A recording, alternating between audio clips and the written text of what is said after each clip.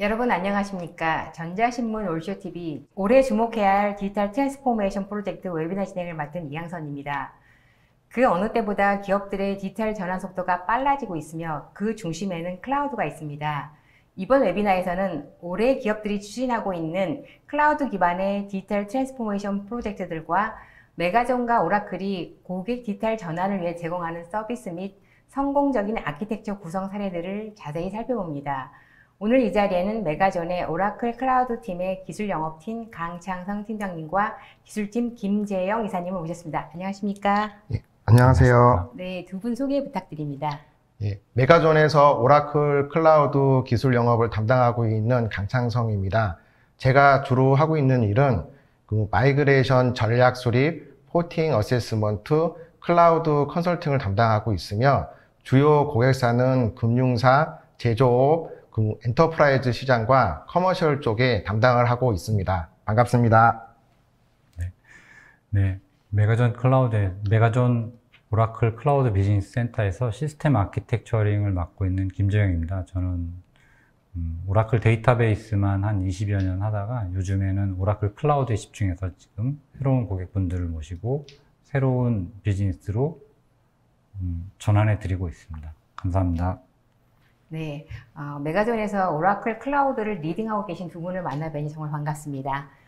네, 메가존은 이미 클라우드 분야에서는 잘 알려진 회사인데요.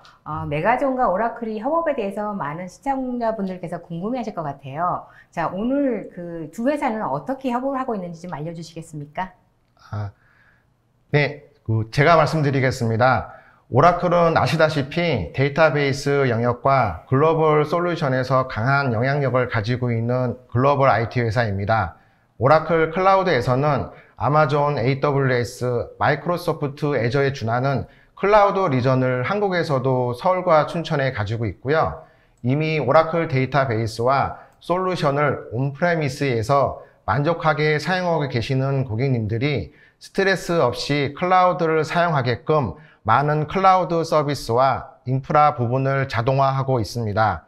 또한 클라우드에서 엔터프라이즈급의 빅데이터를 활용하고 계시고 싶은 고객님께서 오라클 클라우드는 좋은 대안이 될 것이라고 생각합니다. 메가존은 오라클 클라우드의 정식 MSP 인증을 받은 국내 최초의 클라우드 MSP 회사이고, 또한 1998년 이후부터 다양한 클라우드의 운영, 개발, 프로젝트를 수행한 경험을 바탕으로 오라클 클라우드도 고객님들이 편하게 사용할 수 있는 올인원 서비스를 제공하고 있습니다. 네, 메가존과 오라클이 높은 기술력으로 기업의 클라우드 기반의 디지털 전환에 적극 협력하고 있다는 말씀 잘 들었습니다.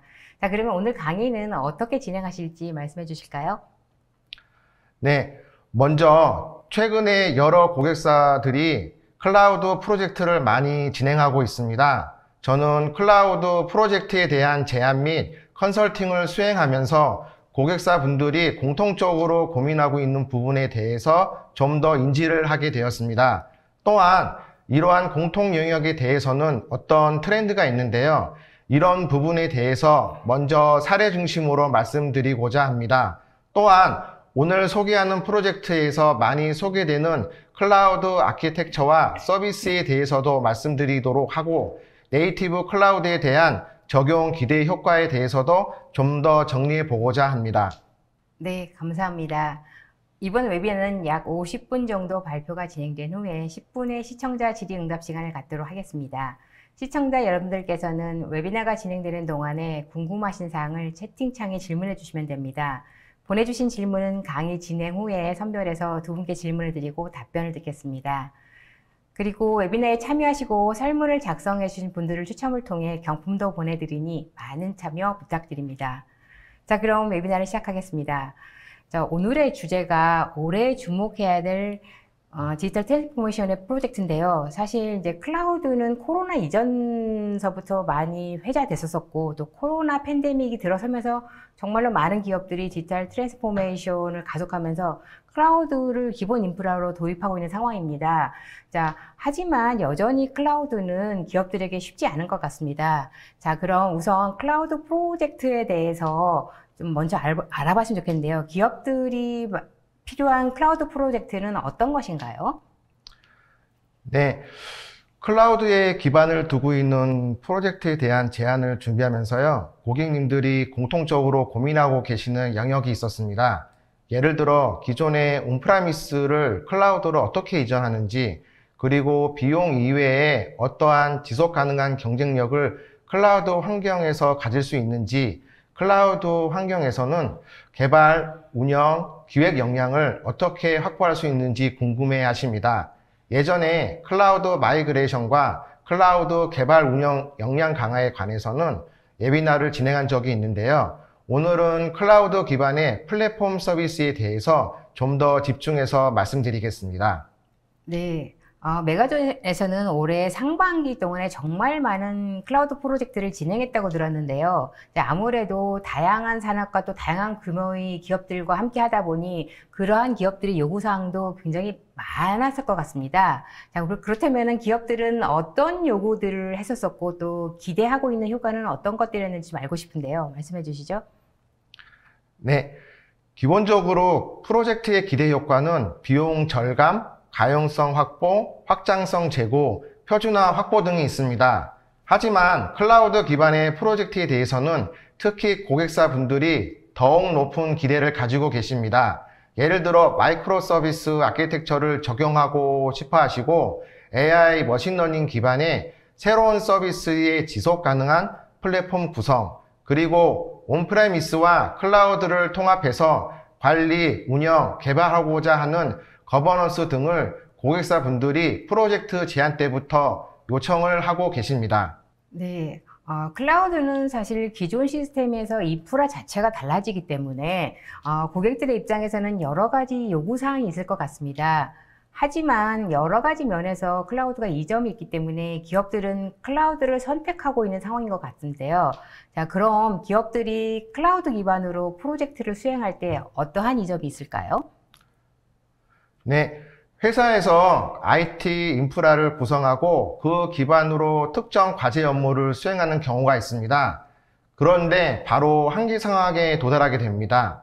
예를 들어 데이터가 많아질수록 IT 인프라의 하드웨어 스펙에 대해서 제한을 받게 되거나 다양한 데이터가 들어오면서 과제 수행에 관련된 모델이 지속 가능한 버전 관리에 어려움을 겪게 됩니다. 화면을 보시면 고객께서 요구하는 다양한 과제에 대한 관련 기술이 지속적으로 업그레이드 되어야 과제의 품질이 유지될 수 있는데요.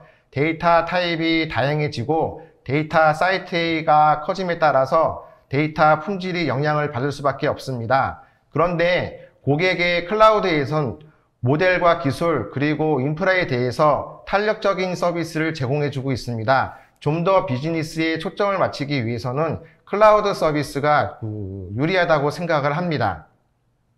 네.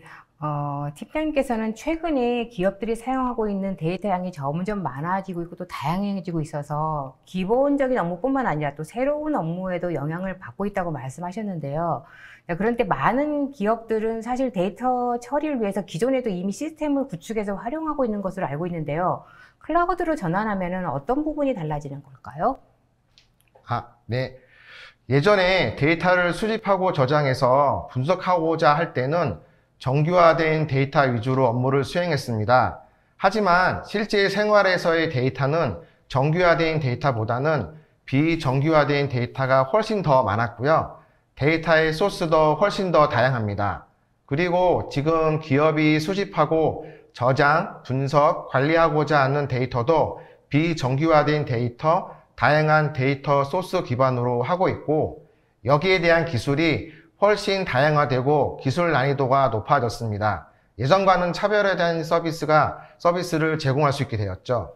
또한 고객들도 이러한 서비스를 받는 데에 상당히 적극적이십니다. 왜냐하면 새로운 플랫폼 기반의 서비스가 고객들에게도 좀 더 1:1 맞춤형 서비스라 인식하고 좀 더 시의적절하고 효율적이고 편하다고 생각할 수 있습니다. 이런 서비스를 지속 가능에 제공하려면 데이터의 질과 양에 탄력적으로 대응할 수 있는 플랫폼 서비스가 중요합니다. 네, 기업이 고객사 프로젝트를 수행할 때 필요한 그 핵심 역량은 바로 플랫폼을 어떻게 구성하느냐에 달려있다고 말씀하신 것 같은데요. 자, 그런데 클라우드 플랫폼 구성이 생각보다는 간단하지 않고 복잡할 것 같다는 생각이 들거든요. 자, 클라우드 플랫폼 구성을 위해서는 어떤 것들이 필요한 건가요? 네. 현재 진행하고 있는 프로젝트 기반의 사례에 대해서 한국 특정 고객사명은 사정상 오픈하지는 못했습니다. 하지만 해외 사례로 보면 유사한 프로젝트를 수행한 자료가 있어서 해당 화면으로 말씀드리고자 합니다. 이후에 설명드린 내용은 클라우드 플랫폼을 구성하는 서비스는 공통 부분이 많이 있습니다. 대상이 되는 데이터와 모델에 따라서 플랫폼을 구성할 수 있는데요. 투자 포트폴리오 서버리스 플랫폼, 머신러닝 플랫폼, 분석 플랫폼 등으로 클라우드에 기반에 하는 서비스로 다양한 플랫폼을 구성할 수 있습니다.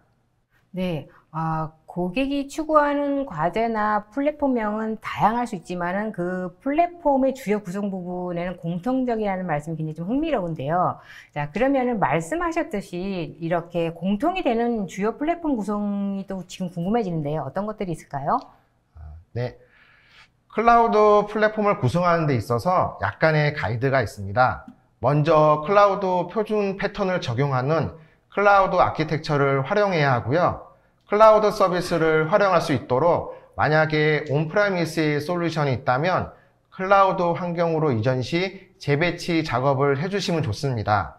또한 클라우드 환경의 서비스를 지속 가능하게 개발, 운영하기 위한 IT 라이프 사이클을 이번 프로젝트 기회에 적용하고 기능 개선 및 보강, 그리고 신규 업무에는 마이크로 서비스 및 데브옵스 환경을 적용하면 클라우드 플랫폼을 구성하는 가이드는 충족할 수 있습니다.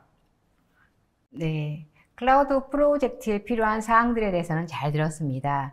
자, 이제는 클라우드가 디지털 트랜스포메이션의 중심이 된 배경과 아울러서 이 기업들은 어떻게 활용하면 좋은지 살펴보도록 하겠습니다. 김지영 이사님, 클라우드가 부상하면서 관련된 용어들도 매우 다양한데요. 최근에 많이 회자되고 있는 용어가 클라우드 네이티브 혹은 또 네이티브 클라우드라는 것들이 있는데요. 이들의 정확한 의미는 무엇인가요? 네, 클라우드 네이티브의 정확한 정의는 CNCF에서 여러 가지 언어로 공식적으로 발표되어 있습니다. 그 중에서 한국어 버전을 보시면은 다음과 같이 정의되어 있습니다. 클라우드 네이티브 기술은 조직이 퍼블릭, 프라이빗, 그리고 하이브리드 클라우드 같은 현대적이고 동적인 환경에서 확장 가능한 어플리케이션을 개발하고 실행할 수 있게 해준다. 컨테이너 서비스 메시, 마이크로 서비스, 불변 인프라, 그리고 선언형 API가 이러한 접근 방식의 예시들이다. 이 기술은 회복성, 관리 편리성, 가시성을 갖춘 느슨하게 결합된 시스템을 가능하게 해준다. 견고한 자동화 기능을 함께 사용하면서 엔지니어는 영향이 큰 변경을 최소한의 노력으로 자주 예측 가능하게 수행할 수 있다. 클라우드 네이티브 컴퓨팅 파운데이션은 벤더 중립적인 오픈소스 프로젝트 생태계를 육성하고 유지함으로써 해당 패러다임 채택을 촉진한다. 우리 재단은 최신 기술 수준의 패턴을 대중화하여 이런 혁신을 누구나 접근 가능하게 한다. 이런 식으로 정의되어 있고요. 간단하게 표현하자면은 클라우드가 제공하는 확장성, 탄력성, 회복성 및 유연성을 활용하도록 어플리케이션을 설계, 구축하고 실행하는 패러다임을 말하게 됩니다. 네, 클라우드 네이티브에 대한 정의를 CNCF가 공식했다고 하셨는데요. 이 CNCF는 어떤 단체인가요? 네. CNCF는 클라우드 네이티브 기술의 채택을 촉진하는 오픈소스 소프트웨어 재단이고요. 퍼블릭 클라우드 제공업체, 엔터프라이즈 소프트웨어 회사 및 기술 스타트업을 포함해서 400개 이상의 회원들이 있습니다. 마이크로소프트, 오라클, VM웨어, 인텔, 애저 등이 CNCF의 플래티넘 멤버 중에 일부입니다. 네, CNCF가 이 클라우드에 영향력이 있는 기업들로 구성된 점이 굉장히 좀 흥미로운데요. 클라우드 네이티브 관련해서도 업계에서는 여러 가지 용어를 사용하고 있는 것으로 알고 있는데요. 우선 가장 많이 사용하고 있는 용어 중에 하나가 클라우드 애플리케이션입니다. 이 클라우드 애플리케이션은 무엇을 말하고 또 어떤 종류가 있는지 궁금합니다. 네. 클라우드 네이티브에 관련해서 클라우드 네이티브 어플리케이션, 클라우드 네이티브 서비스, 클라우드 네이티브 아키텍처 등 다양한 개념이 혼재되어 사용되고 있습니다. 명쾌하게 이해하실 수 있도록 하나하나 설명드리겠습니다. 먼저 클라우드 네이티브 어플리케이션입니다. 클라우드 네이티브 어플리케이션은 포터블하고 수요에 따라 빠르게 확대 또는 축소할 수 있는 독립형 경량 컨테이너로 구성된 서비스를 말합니다.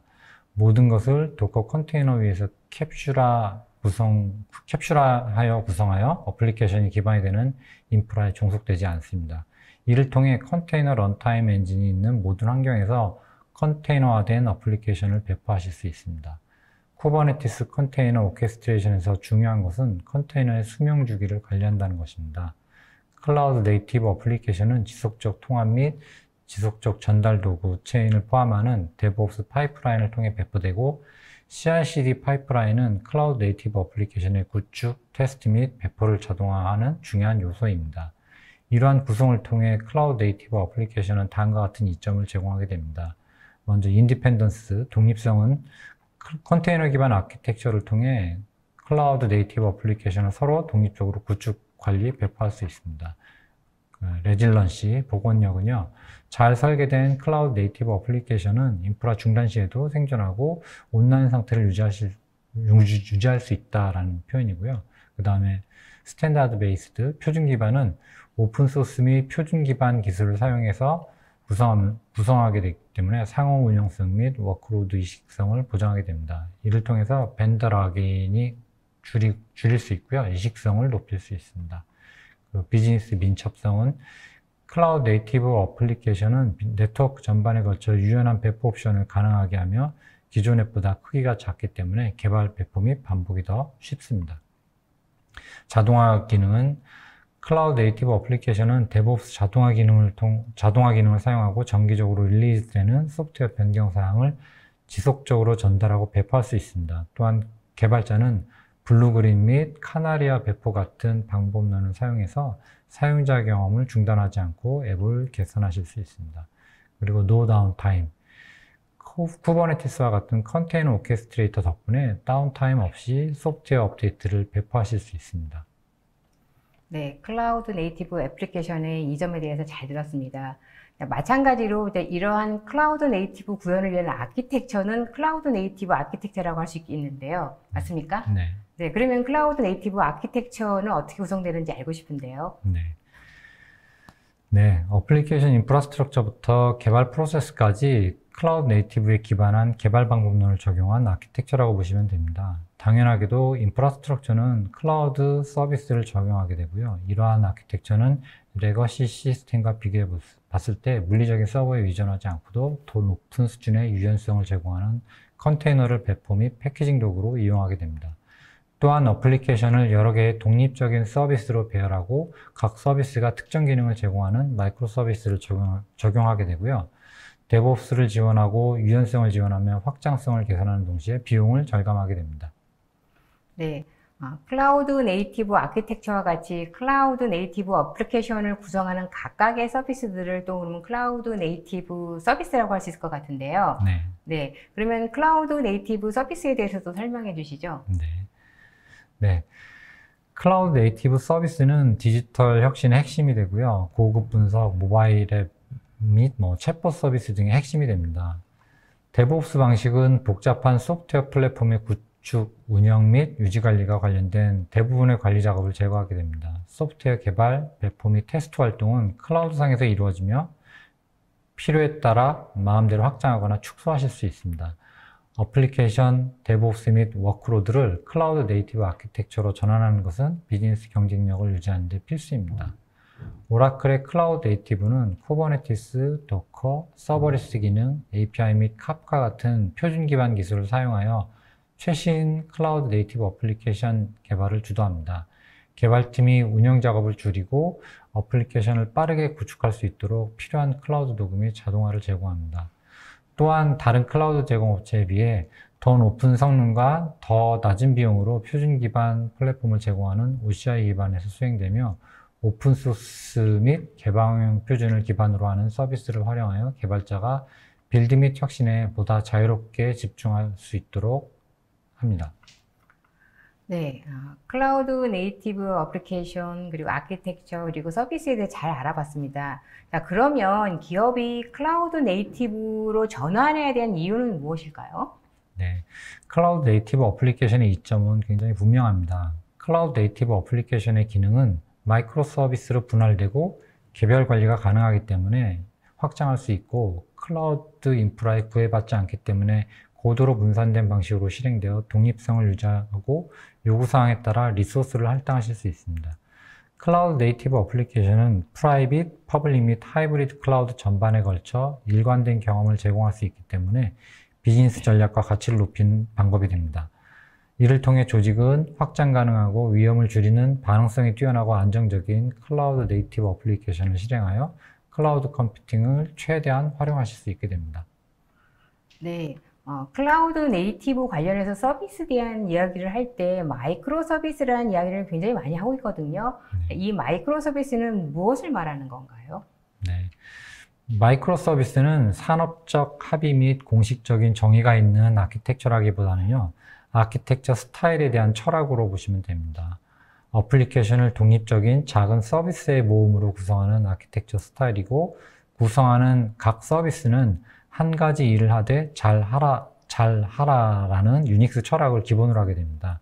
microservices.io에서는 간단하게 마이크로 서비스를 응용 프로그램을 서비스 모임으로 구성하는 아키텍처의 스타일로 정의하고 있습니다. 마이크로 서비스는 다음과 같은 조건을 충족해야 하고요. 이러한 사항은 마이크로 서비스가 무엇인지를 보다 구체적으로 명확하게 해줍니다. 느슨한 결합, 루즐리 커플드, 독립적으로 배포 가능해야 되고요. 우수한 유지 보수 및 테스트가 가능해야 되고요. 비즈니스 역량을 중심으로 구성되어야 하고, 데브옵스 같은 소규모 팀으로 운영되어야 합니다. 예를 들어서 위와 매우 유사하게 구성되더라도 여러 구성 요소가 느슨한 결합으로 연결된 경우가 아니라면 마이크로 서비스라고 할 수 없습니다. 네, 마이크로 서비스의 개념과 또 충족 요건에 대해서 간단하게 말씀해 주셨는데요. 시청자분들께서는 사실 이 마이크로 서비스 충족 요건이 어떻게 되는지 좀 더 자세히 알고 싶어 하실 것 같아요. 네. 좀 말씀해 주시겠습니까? 네. 마이크로 서비스를 만드는 요소에 대한 몇 가지 세부 사항을 좀 더 자세히 살펴보겠습니다. 우선 마이크로 서비스는 스스로 완비되어야 합니다. 셀프 컨테인드라고 표현되어 있고요. 구성 요소가 마이크로 서비스 자격을 얻으려면 자체적으로 완전히 작동해야 되고요. 마이크로 서비스는 독립형이어야 하고 자체 위주로 실행할 수 있어야 됩니다. 다른 앱, 서비스, 마이크로 서비스 및 데이터베이스를 통한 통신은 API를 통해 수행되고요. 구성 요소가 네트워크를 통해 통신하는 데 사용하는 API 자체도 마이크로 서비스로 수행되어야 합니다. 또한 API는 마이크로 서비스의 기능도 지시해야 하고, 이것은 개발자가 마이크로 서비스를 더 큰 모듈식 환경으로 연결할 수 있게 해주는 기능이 됩니다. 두 번째로 독립적으로 유지되어야 합니다. 마이크로 서비스가 인기 있는 주요 이유 중에 하나가 독립성입니다. 어플리케이션이 마이크로 서비스 자격을 얻으려면 나머지 네트워크 또는 어플리케이션을 변경할 필요 없이 독립적으로 업데이트할 수 있어야 됩니다. 이러한 독립성을 유지하려면 마이크로 서비스가 위도한 대로 계속 작동하는지 확인하기 위해 정기적으로 테스트하고 모니터링 하셔야 됩니다. 네, 요즘에 기업들이 마이크로 서비스를 많이 적용하고 있는데요. 이 마이크로 서비스를 적용할 때 오는 이점은 또 어떤 것들이 있을까요? 네, 마이크로 서비스는 클라우드 네이티브 어플리케이션의 핵심 구성 요소로 하나로 클라우드에서 컨테이너화된 환경에서 구성되기 때문에 확장성, 민첩성을 충분히 활용하게 됩니다. 이를 통해서 다음과 같은 이점을 얻으실 수 있습니다. 먼저, 빠른 배포. 마이크로 서비스 아키텍처는 설계를 단순화하기 때문에 더 빠른 개발 및 배포를 허용하게 됩니다. 각 모듈은 독립적으로 쉽게 구축, 테스트 및 배포되므로 비즈니스 환경이 민첩성을 높이고 출시 시간을 단축하실 수 있습니다. 확장성. 마이크로 서비스 아키텍처는 모듈이 독립적으로 작동하고 각각의 컨텍스트가 제한되어 있기 때문에 설계상 쉽게 확장성을 제공합니다. 디자인 측면에서 보면 훨씬 더 단순해져서 새로운 기능을 빠르게 추가하실 수 있고요. 데브옵스 사례 및 테스트 자동화에 의존하여 각 모듈은 독립적으로 테스트되고 전체 시스템은 몇 분 안에 자동으로 테스트되므로 새로운 기능을 빌드, 테스트 및 릴리즈하는 시간이 단축되게 됩니다. 인프라 수준에서는 각 마이크로 서비스는 독립적으로 확장되고 관리됩니다.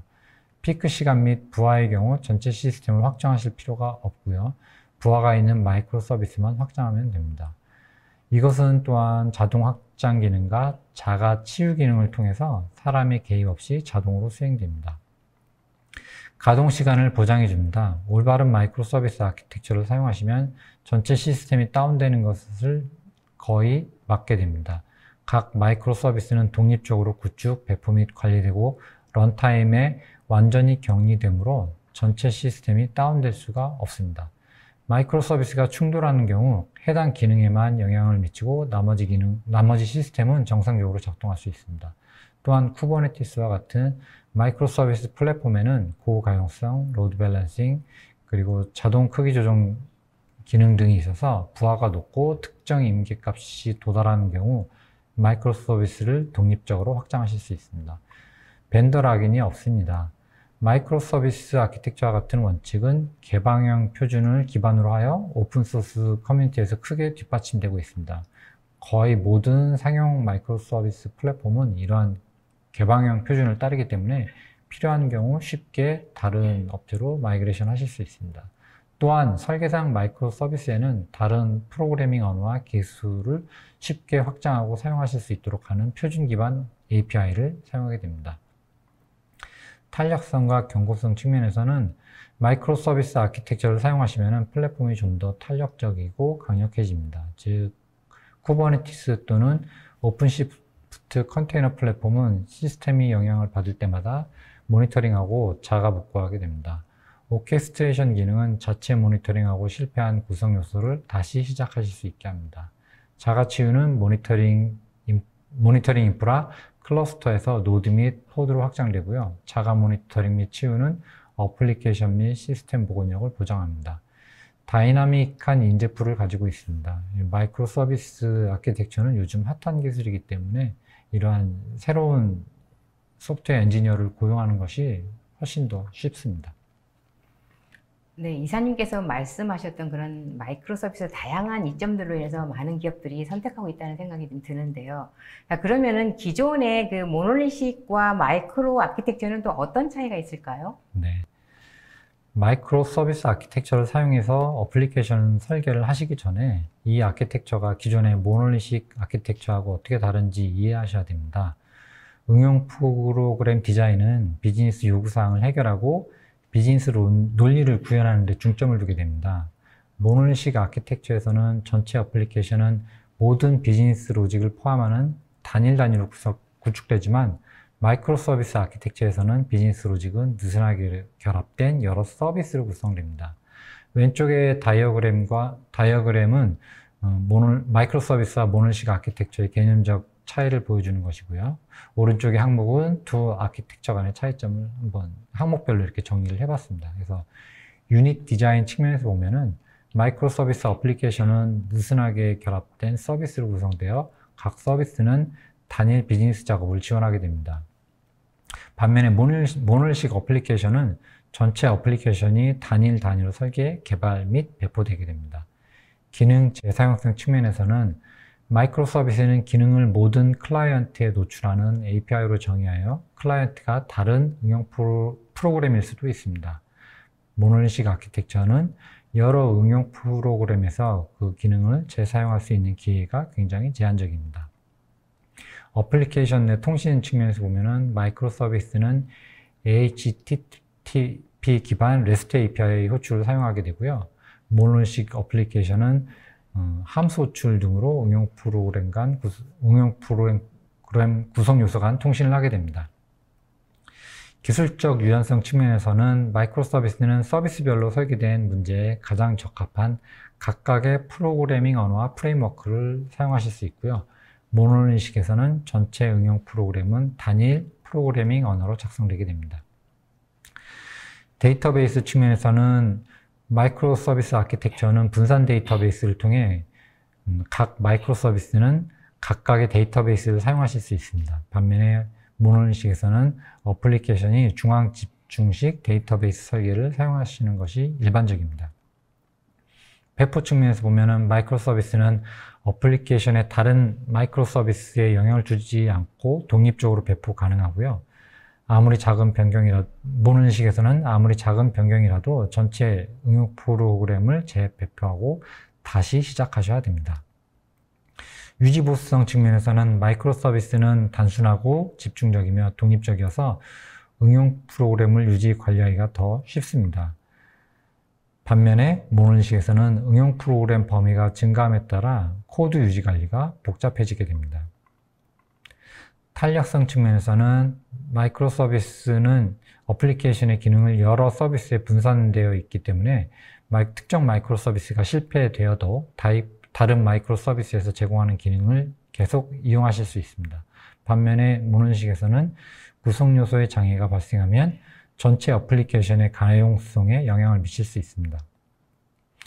확장성은 마이크로 서비스는 다른 서비스와 독립적으로 확장할 수 있습니다. 반면에 모노식에서는 비즈니스 요구사항이 어플리케이션의 특정 부분만 확장해야 하는 경우에도 불구하고 전체 어플리케이션을 확장해야 되는 그런 상황이 생기게 됩니다. 네, 이사님 말씀을 들어보니 이 마이크로 서비스 아키텍처가 모놀리식에 비해서 활용성과 효율성이 높다는 생각이 듭니다. 자, 그러면 이제 보다 실용적인 측면을 살펴보겠습니다. 기업들이 클라우드 네이티브 구성을 위해서 마이크로 서비스 아키텍처를 도입할 때 고려해야 될 점이 있다면 어떤 것들이 있을까요?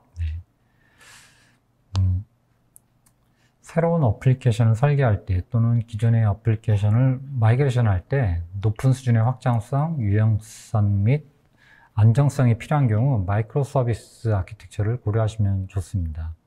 어플리케이션의 기능이 제한된 범위에 집중된 서비스로 나눌 수 있다면 모노식 어플리케이션을 마이크로 서비스 아키텍처로 마이그레이션 하는 것을 고려하시고요. 마이크로 서비스 아키텍처로 마이그레이션 하실 수 없는 복잡한 모노식 어플리케이션의 경우 새로운 기능만을 마이크로 서비스로 개발하시는 것을 고려하십시오. 서비스 간의 상호 종속성은 서비스 재배포 중에 사용할 수 없는 어플리케이션의 양에 영향을 줄 수 있기 때문에 이러한 종속성 문제를 해결하셔야 합니다. 모노식 어플리케이션을 리팩토링하는 것은 굉장히 어려우므로 마이크로 서비스 아키텍처를 사용하려는 경우 프로젝트 처음부터 계획하셔야 합니다. 마이크로 서비스를 개발할 때 분산 시스템 복잡성을 고려하고 느슨한 결합에 따른 원격 구출이 느리고 실패할 수 있음을 고려하셔야 됩니다. 사용 사례에 따라 일관성, 가용성 및 파티션 허용 범위 사이에서 균형을 유지해야 합니다. 마이크로 서비스 아키텍처가 수반하는 운영 복잡성에 대해서 대비하셔야 되고요. 모노식 어플리케이션을 마이크로 서비스 아키텍처로 이동하기 전에 다음 전제 조건이 충족되어야 됩니다. 신속한 프로비전이 가능해야 되고, 기본적인 모니터링이 가능해야 되고, 신속한 어플리케이션 배포가 가능해야 됩니다. 이러한 모든 것들을 합해서 무엇보다도 마이크로 서비스 아키텍처로 전환함에 따른 이점이 이전에 소요되는 비용을 능가하는지 확인해야만 마이크로 서비스 아키텍처 적용을 위한 가장 중요한 사항이 되겠습니다. 네, 그러면 이제는 오라클 클라우드 관점에서 살펴보았으면 좋겠습니다. 지금까지 설명하셨던 클라우드 네이티브 마이크로 서비스 등을 적용할 때 이 오라클 클라우드는 어떤 전략으로 도입할 수 있을까요? 네, 오라클은 마이크로 서비스 아키텍처 단순화를 위한 완전하고 개방된 플랫폼을 통해서 다음 두 가지 특징을 지원합니다. 첫 번째는 멀티 클라우드 및 하이브리드 배포를 지원하고요. 두 번째는 오라클 컨버지드 데이터베이스를 지원합니다. 첫 번째 항목을 좀 더 자세히 설명드리면 쿠버네티스 및 서비스 메쉬를 사용해서 마이크로 서비스를 엔터프라이즈 데이터 센터 또는 엔터프라이즈 데이터 센터와 OCI가 혼합된 하이브리드 클라우드 환경에서 배포하실 수 있습니다. 컨버지드 데이터베이스 부분에서는 마이크로 서비스의 중요한 측면은 컨테이너에서 다양한 데이터베이스 적용이 필요하고 오라클은 컨버지드 데이터베이스를 통해서 이를 지원해 주게 됩니다. 네, 사실 오라클 하면은 데이터베이스 강자에서 데이터베이스 강점을 가지고 있을 것 같은데요.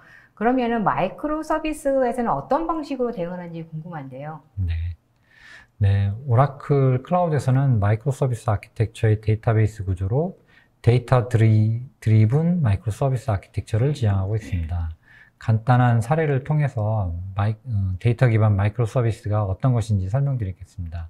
예를 들어서 데이터베이스 관리자로서 어플리케이션 개발팀으로부터 다음과 같은 개발 데이터베이스 요구사항을 받을 때가 있습니다. 고객이 문서를 제출하고 검색할 수 있도록 새로운 모바일 앱을 구축해야 하고, 또 문서를 저장하기 위한 전문 데이터베이스가 필요합니다. 그리고 관련 규정 준수를 위해 사용자 사기 방지 기능이 내장된 새로운 지불 시스템을 제공해야 하고, 이런 관계형 데이터베이스도 필요합니다. 이를 위해서 전문화된 블록체인 데이터베이스하고 관계형 데이터베이스가 동시에 필요합니다. 이러한 요구사항을 해결하기 위해서는 기존에는 각각의 전문적인 데이터베이스를 구성을 고려하게 되고요. 이렇게 되면 굉장한 어려움을 느끼실 수가 있습니다. 이러한 문제에 대한 해결책은 더 많은 각각의 데이터베이스 리소스를 준비하는 것이 아니라 통합된 컨버지드 데이터베이스를 제공하는 겁니다. 컨버지드 데이터베이스는 모든 최신 데이터 유형과 최신 개발 패러다임을 하나의 제품에 기본적으로 지원하는 데이터베이스입니다. 컨버지드 데이터베이스는 위치 인식을 위한 공간 데이터, 문서 저장소를 위한 JSON, 장치 통합을 위한 IoT, 실시간 분석을 위한 인메모리 기술은 물론 전통적인 관계형 데이터베이스, RDBMS까지 포함해서 지원하게 됩니다. 이러한 유형에 대한 지원을 제공함으로써 컨버지드 데이터베이스는 IoT에서 블록체인, 분석 및 기계학습에 이르는 머신러닝에 이르는 모든 종류의 워크로드를 실행하실 수 있게 됩니다. 또한 마이크로 서비스, 이벤트, 레스트, 사스 및 CI/CD를 비롯한 모든 최신 개발 패러다임을 처리하실 수 있습니다. 전통적으로 새로운 데이터 관리 기술이 처음 나왔을 때 별도의 제품으로 구현하게 됩니다. 예를 들어 블록체인이 처음 나왔을 때는 데이터를 저장하고 액세스하는데 완전히 다른 독립적인 방법을 사용해야 하고 별도의 독립 실행형 시스템이 필요했습니다. 새로운 데이터 유형, 워크로드 및 패러다임을 통한 데이터베이스 내의 기능으로 통합함으로써 훨씬 간단한 방법으로 혼합 워크로드 및 데이터 유형을 지원하실 수 있습니다. 여러 시스템을 관리 및 유지 관리하거나 시스템 전반에 걸쳐 통합 보안을 제공해야 하는 것이 걱정할 필요가 없게 되었습니다. 또한 이러한 기능을 통해 시너지 효과를 얻으실 수 있는데요. 예를 들어서 동일한 데이터베이스에서 기계학습 알고리즘과 공간 데이터베이스를 지원함으로써 공간 데이터에 대한 예측 분석을 보다 쉽게 하실 수 있습니다. 그리고 데이터 기반 앱을 훨씬 더 빠르게 개발하실 수 있습니다. 이런 컨버지드 데이터베이스의 예를 좀 더 쉽게 들어보면은 가장 좋은 비유가 스마트폰입니다. 예전에는 전화를 걸고 싶을 때 전화가 필요했고, 사진 찍을 때 별도의 카메라가 필요했고, 어딘가 놀러 가거나 탐색할 때 지도나 내비게이션이 필요했고, 음악을 들을 때는 아이패드나 MP3 같은 도구들이 필요했습니다. 그런데 스마트폰 시대에서는 이러한 모든 제품과 기능들이 하나로 변환되거나 수렴되었습니다. 이러한 각각의 오리지널 제품은 이제 스마트폰 기능이 되어버렸고요. 이러한 모든 기능이 단일 제품으로 통합돼서 휴대전화의 데이터 요금제를 통해서 한꺼번에 제공이 되기 때문에 기존에서 얻을 수 있는, 예전에 여러 가지 도구에서 얻을 수 있는 동일한 사용 용이성과 편의성을 얻으실 수 있고요. 이게 똑같이 컨버지드 데이터베이스에서도 적용이 되게 됩니다. 오라클 데이터베이스는 이러한 여러 가지 기능을 이용하실 때 추가 비용 없이 핵심 데이터베이스의 일부로 머신러닝, 블록체인, 그래프, 스페이셜, 제이슨, 레스트, 이벤트 에디션 및 IO 스트리밍에 대한 지원을 제공하기 때문에 통합 데이터베이스의 훌륭한 예입니다. 단일 플랫폼을 사용하여 다양한 프로젝트를 지원할 수 있으므로 복잡성과 관리 오버헤드를 크게 줄이는 동시에 위험을 최소화하실 수 있습니다. 오라클은 컨버지드 데이터베이스를 이용해서 데이터 기반 마이크로 서비스 아키텍처를 추구하고 있고요. 이를 통해서 단순화된 마이크로 서비스 아키텍처를 지원합니다. 네, 이사님 설명을 듣고 보니까 이 오라클 데이터베이스의 멀티 테넌트 기능을 이용하고 있다는 생각이 드는데요. 네. 이 부분 좀 설명해 주실까요? 네. 오라클 컨버지드 데이터베이스는 결국 모든 데이터 유형을 단일 DML을 처리하는 단일 통합 시스템을 지원하고 있고요. 기존의 단일 목적 데이터베이스에서 각각의 추가 코드로 수행되었던 작업이 이제는 단일 아키텍처에서 이루어지기 때문에 개발팀은 트랜잭션 통합을 달성하실 수 있습니다. 이러한 통합으로 추가 비용, 노력, 유지관리 및 시간 등의 소모적인 통합이 제거됩니다. 또한 멀티 테넌트를 통해 마이크로 서비스 데이터 격리를 달성하는 데 플러그블 데이터베이스를 사용하기 때문에 규모에 상관없는 컨테이너 간 동시 격리를 제공하고 마이크로 서비스 아키텍처를 단순하게 합니다. 이를 통해 어플리케이션은 비즈니스 요구를 신속하게 대응하실 수 있습니다. 그래서 지금 제가 그림으로 표현한 거는 기존 데이터베이스를 사용한 여러 기능이 포함된 데이터베이스를 각각 마이크로 서비스별로 사용하는 그림이고요. 이 두 번째 그림은 오라클의 컨버지드 데이터베이스 그리고 멀티 테넌트 기능을 사용해서 하나의 오라클 데이터베이스에서 이런 모든 기능을 사용하는 그런 오라클의 클라우드 네이티브 기능을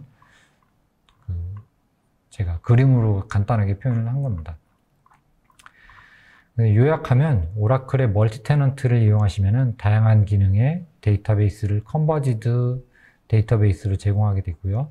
아키텍처와 IT 운영을 근본적으로 단순하게 하실 수 있습니다. 무엇보다도 오라클의 통합 시스템이 제공하는 지속적인 이점 덕분에 개발자는 어플리케이션의 요구사항을 효율적으로 해결하는 동시에 운영, 보안, 가용성, 확장성 및 배포 효율성을 높이실 수 있습니다. 이는 비즈니스를 최적화하고요. 혁신을 활성화할 수 있음을 의미하게 됩니다.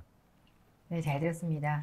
다양한 마이크로 서비스 이점으로 인해서 온프레미스, 클라우드 환경 등에서 여러 가지 도입 시도가 있는 것으로 보여지는데요. 이를 좀 더 편하게 관리하는 방법이 있나요? 네. 많은 기업들이 컨테이너 기반 어플리케이션에 투자하고 있습니다. 업계의 초점이 되는 클라우드로 이동함에 따라서 이러한 기업들은 클라우드 네이티브의 기술을 유연하게 채택하여 생산성과 혁신을 개선하고 기존 어플리케이션을 현대화하여 원하는 위치에서 어플리케이션을 실행할 수 있는 솔루션을 찾고 있습니다. 오라클이 얼마 전에 출시한 오라클 베라자노 엔터프라이즈 컨테이너 플랫폼은 위에 앞에서 말씀드린 요구사항들을 해결하고 다음을 가능하게 합니다. 쿠버네티스에서 컨테이너 기반 어플리케이션을 배포, 관리 및 보호하게 되고요. 마이크로 서비스와 기존 웹로직 서버 어플리케이션에서 어플리케이션 수명 주기 관리를 통합합니다. 온프레미스, 오라클 클라우드 인프라스트럭처 및 기타 퍼블릭 클라우드에서 쿠버네티스 클라우드 전반에 걸친 관리를 표준화합니다.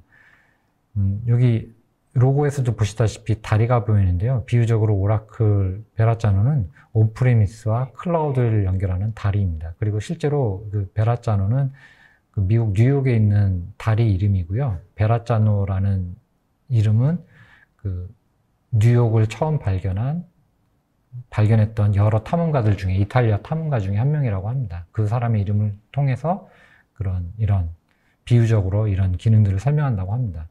그래서 기술적으로 다시 한번 말씀드리면 오라클 베라자노는 클라우드 네이티브 어플리케이션 개발의 핵심 요구사항과 설계 원칙을 구현하는 컨테이너 배포 및 관리 플랫폼이고요. 온프레미스 및 클라우드에서 쿠버네티스 위에서 실행되며 베라자노가 설치된 쿠버네티스 클러스터의 컨테이너 어플리케이션을 배포하실 수 있습니다. 오라클 베라자노 엔터프라이즈 컨테이너 플랫폼은 오라클 클라우드, 기타 클라우드 및 온프레미스에서 클라우드 네이티브 어플리케이션의 개발, 배포 및 수명 주기 관리를 위한 오라클의 광범위한 표준 기반 개방형 소프트웨어 기술 포트폴리오의 일부입니다. 그래서 오라클 베라자노를 사용하시면 다음과 같은 이점을 얻으실 수 있습니다. 어플리케이션 개발자 생산성을 개선하고 혁신을 가속화하실 수 있고요. 컨테이너 및 컨테이너 관리 기술을 채택하고 데브옵스 및 클라우드 네이티브 어플리케이션 개발의 설계 원칙을 채택하면 배포 시간을 단축하고 어플리케이션 가동 시간을 늘리게 되고요. 비즈니스 문제를 해결하는데 좀 더 많은 개발자 시간을 할애하실 수 있습니다. 베라자노는 어플리케이션을 배포하고 관리하는 데 필요한 시간을 더욱 줄여주는 조립 및 자동화된 보안 기술 스택을 통해 이를 한 단계 더 발전시켜 줍니다. 각 비즈니스 어플리케이션 내에서 선택한 마이크로 서비스 어플리케이션 기술을 사용해서 기존 어플리케이션을 현대화해 줄 수 있습니다. 오라클 베라짜노는 온프레미스, 오라클 클라우드 인프라스트럭처 또는 기타 퍼블릭 클라우드 등의 어플리케이션을 배포하는 위치에 관계없이 모든 컨테이너 어플리케이션에 대해서 동일한 자동화 관찰 가능성 및 수명지기 이점을 달성하기 때문에 종속 없이 클라우드 네이티브 이점을 살려주게 됩니다. 네, 다양한 환경의 마이크로 서비스를 관리하는 오라클 베라짜노에 대한 설명 잘 들었습니다. 네, 두 분 강의를 통해서 기업이 디지털 트랜스포메이션 성공을 위한 오라클 클라우드 기반의 프로젝트 전략과 또 효과적인 활용 방법 잘 들었습니다. 두 분 수고 많으셨습니다. 네. 네, 두 분께서 강의하시는 동안에 시청자분들이 굉장히 많은 질문을 주셨습니다. 시청자분들이 주신 소중한 질문을 몇 개 골라봤습니다. 질문 드리겠습니다. 네, 클라우드 기반의 프로젝트를 수행 시에 가장 중요하게 봐야 될 부분이 있다면 무엇이 있을까요? 라고 하셨는데요. 강 팀장님께서 설명해 주시겠습니까? 예, 제가 답변을 드리도록 하겠습니다. 크게 두 가지 부분이 있습니다. 첫 번째는 온프라미스에 있는 as-is 환경을 투비 아키텍처, 클라우드 아키텍처로 이전을 할 때 마이그레이션에 대해서 고객들이 고민을 많이 하십니다. 그래서 마이그레이션 할 때 as-is 있는 것을 최대한 그대로 가져가시는 부분에서 고민하고 계시는데요. 클라우드에 아까 말씀드린 대로 다양한 네이티브 클라우드 기법이 있습니다. 이 기법을 활용해서 어떤 영역에서는 이것을 사용해서 적용을 할지 먼저 고민하시는 부분이 필요하고요.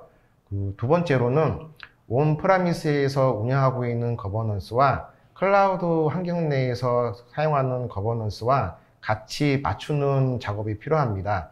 온프라미스에서는 예를 들어 운영 인력의 측면에서 보자면 DB 관리자, 서버 관리자, 백업 관리자, 솔루션 관리자별로 조직이 구성이 되지만 클라우드에서는 운영 관리자 한 분이 모든 클라우드 리소스를 담당하게 됩니다. 그래서 이 조직 운영 측면에서도 약간의 차이점이 있는데요. 이 부분을 프로젝트에서 같이 고민하셔 가지고 정리하시면 좋을 것 같습니다. 네, 다음 질문 드리겠습니다.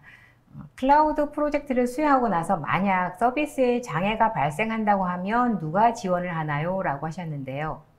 네, 고객분들이 이 질문을 많이 하고 계십니다. 기본적으로 비즈니스 로직에 해당되고 있는 어플리케이션 레벨은 고객분들이 노하우를 알고 계시기 때문에 고객분들이 직접 관리를 하십니다. 하지만 인프라 영역의 관리에 대해서는 클라우드 서비스를 제공하고 있는 CSP, 클라우드 서비스 프로바이더 공급자 분들이 하고 계십니다.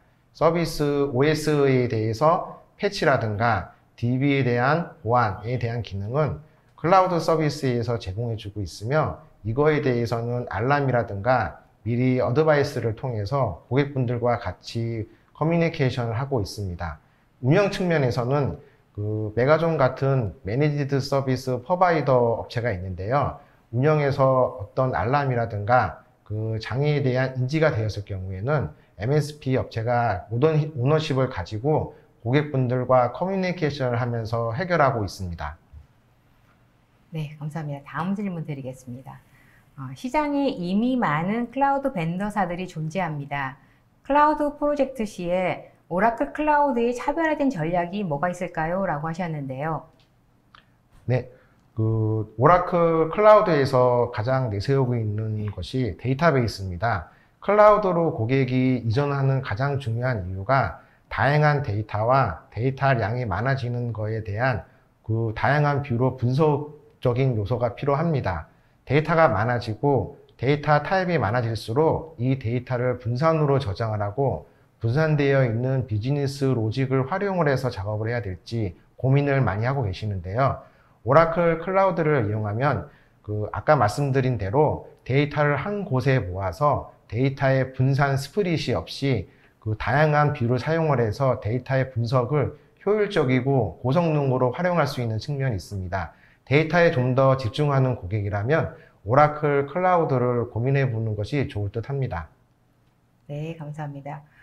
클라우드 프로젝트를 수행할 때 업무 범위를 한 번이 아닌 여러 번 시기별로 나누어서 진행하는 경우도 있나요? 라고 하셨는데요.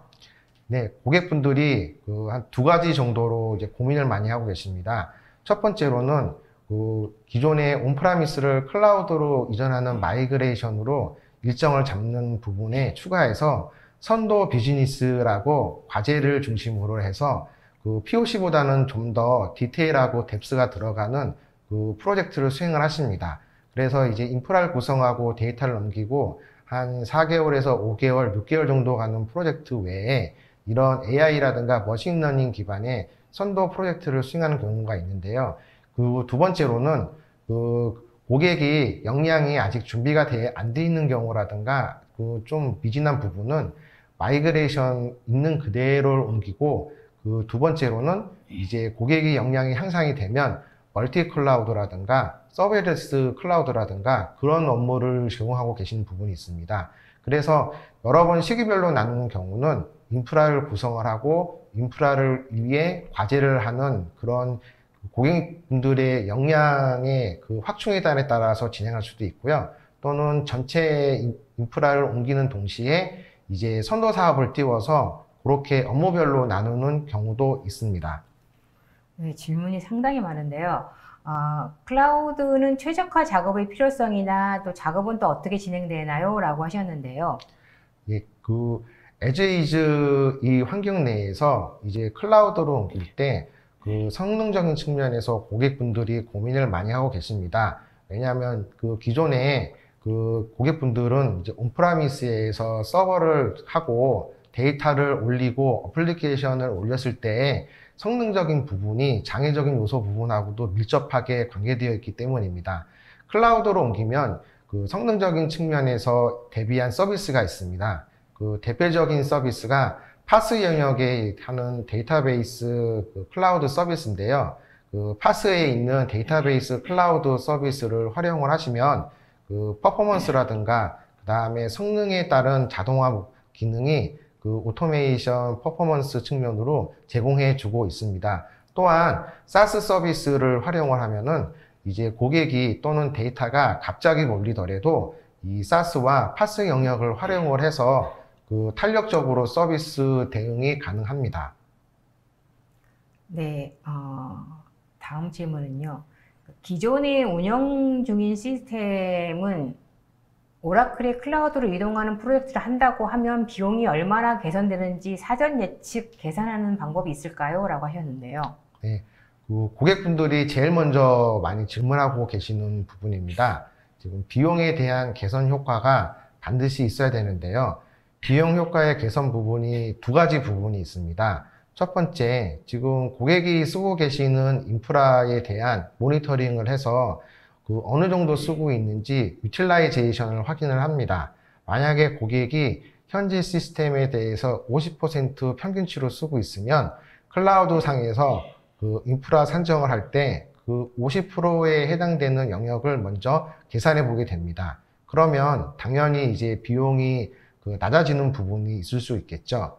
그래서 이제 두 번째는 이제 고객이 그 쓰고 있는 서비스를 그 서버리스 서비스라든가 아니면 API 게이트웨이라든가 이런 서버보다는 함수 위주 이런 쪽으로 이제 비용을 빼다 보면은 그 인프라의 비용이 상당 부분 낮아질 수 있습니다. 그 예전 데이터를 활용해 보면 온프라미스에서 클라우드로 갔을 때의 비용 효과는 더 있고요. 그런데 이제 클라우드 네이티브 기법으로 구성을 했을 경우에는 그 비용이 더 많이 저렴해진다고 하는 자료도 있습니다. 네, 다음 질문 드리겠습니다. 오라클 구입 라이선스와 클라우드를 통한 비용은 어느 쪽이 나은가요? 라고 하셨는데요. 네, 그 오라클 클라우드의 장점 중에 하나가 이제 그 라이센스를 BIOL로 해서 온프라미스에 있는 라이센스를 클라우드에서도 그대로 활용할 수 있습니다. 예를 들어서 온프라미스에서 오라클 라이센스를 어느 정도 쓰고 있다고 하면 클라우드로 이거를 이전할 때 새로운 라이센스를 구매하는 것이 아니라 온프라미스에 있는 라이센스 그대로 활용할 수 있습니다. 또한 그 서버를 구축을 할 때 이러한 라이센스에 대한 비용이 그 처음부터 프로젝트 시기부터 고려를 반드시 해야 됩니다. 왜냐하면 이제 고객분들이 프로젝트를 할 때 그 인프라 산정 부분만 고민을 하시고 라이센스 부분은 좀 간과하는 측면이 있는데요. 오라클 클라우드로 할 때 이런 어플리케이션 솔루션에 대한 라이센스를 같이 비용이 산정을 하면 오라클 클라우드의 장점이 분명히 있다는 것을 아실 수 있습니다. 네, 질문이 굉장히 많은데요. 한 2개 정도까지만 더 하겠습니다. 네, 온프레미스 오라클을 클라우드로 이전할 때 오라클을 그대로 사용하는 것과 다른 DB를 사용하는 케이스를 봤을 때 어느 경우가 더 많고 비율은 어떻게 될까요? 라고 하셨는데요. 고객분들이 이제 고민하고 계시는 부분이 온프라미스에서 클라우드로 옮겼을 때 클라우드의 비용적인 측면과 성능적인 측면 여러 부분을 같이 보고 계십니다. 그런데 이제 그 마이그레이션 항목에 보면은 온프라미스에 있는 데이터베이스를 클라우드로 그대로 옮기고 거기에 따른 비즈니스적인 초점을 맞춰서 고민하게 돼 있는데, 만약에 온프라미스에 있는 오라클을 이제 클라우드 상에 오픈 소스 데이터베이스로 옮긴다고 하면 추가적으로 그 마이그레이션에 해당되는 공수 부분이 발생하게 됩니다. 사실 오픈 소스 기반의 장점이 많이 있는 건 알고 있습니다만, 기존에 오라클 데이터베이스를 그대로 옮기고 그 비즈니스 측면으로 여러 가지 고도화하는 방법이 좀 많이 수월하고요. 이거를 그 오픈 소스 데이터베이스로 변환한다고 하면 그에 따른 솔루션 또는 시기, 공수 부분이 추가로 많이 발생을 해서 클라우드로 마이그레이션 했을 때의 그 비용적인 이점이 많이 줄어들게 됩니다. 네, 마지막 질문 드리겠습니다. 온프레미스에서 오라클 클라우드로 전환 후 DR 구축 시 데이터베이스는 비용이 저렴한 오픈소스 DB, 몽고DB나 MySQL 등을 활용해서 DR을 구축하고 싶은데 그런 좋은 사례도 있나요? 라고 하셨습니다. 보통 그 DR을 구성을 할 때는 그 이격된 장소에 있는 데이터 센터를 활용하게 됩니다. 그 오라클 클라우드에서는 그 서울과 춘천에 그 리전을 가지고 있습니다. 그래서 서울에 그 인프라를 구성을 하면 춘천 리전에 DR 센터를 구축하게 되는데요. 거기는 서로 그 전용망으로 연결되어 있습니다. 근데 만약에 이게 다른 이제 클라우드 벤더사를 선택을 하게 되면 그 리전 간에 이제 오고 가는 데이터에 대해서 과금이 발생하게 됩니다. 하지만 오라클 클라우드를 사용하는 경우에는 이 리전 간에 대한 그 전용선을 활용한 그 비용은 전혀 없습니다. 따라서 오라클 클라우드로 DR 센터를 구축하는 데에서 이제 이런 이점이 있으니 그 DR을 구축을 할 때 한번 확인 부탁드리도록 하겠습니다. 네, 세미나 동안에 쏟아지는 질문에 성의껏 답변해 주신 강팀장님께 감사드립니다. 방송 후에는 설문에 참여해 주신 분들을 추첨을 통해 경품을 보내드리겠습니다. 팀장님, 이사님 끝으로 오늘 웨비나 소감 부탁드립니다. 네. 많은 고객분들이 클라우드에 대해서 고민을 많이 하시고 좀 문의를 많이 하고 계십니다. 네, 서두에 말씀드렸다시피 공통적으로 많이 질문을 하시는 부분이 있습니다. 그래서 지금이라도 클라우드에 대해서 고민하고 계시는 고객분들이 있으면 미리 아니면은 그냥 마음 편하게 저희들을 미리 문의를 주시면 저희들이 이미 겪었거나 아니면 거기에 대한 솔루션을 가지고 있을 수가 있습니다. 그래서 고민하지 마시고 많은 문의를 주시고요. 그 다음에 클라우드에 대한 이점은 분명히 있으니 관련된 자료가 필요하시면 언제든지 문의해 주시기 바랍니다. 감사합니다. 네. 제가 오늘 말씀드린 것 중에 핵심은 오라클 클라우드에서 이제 이런 디지털 트랜스포메이션을 준비하는 과정에 있는 그런 대응 방안들, 그런 것들을 얘기 드렸는데요. 핵심적으로 말씀드릴 것은 결국은 데이터 드리븐 마이크로 서비스 아키텍처거든요. 그래서 관련해서 좀 더 궁금하신 부분이 있으시면은 저희들한테 알려주시면은 저희가 새로운 디지털 세상으로 가실 수 있도록 도움드릴 수 있도록 이렇게 대응해 드리도록 하겠습니다. 고맙습니다. 네, 감사합니다.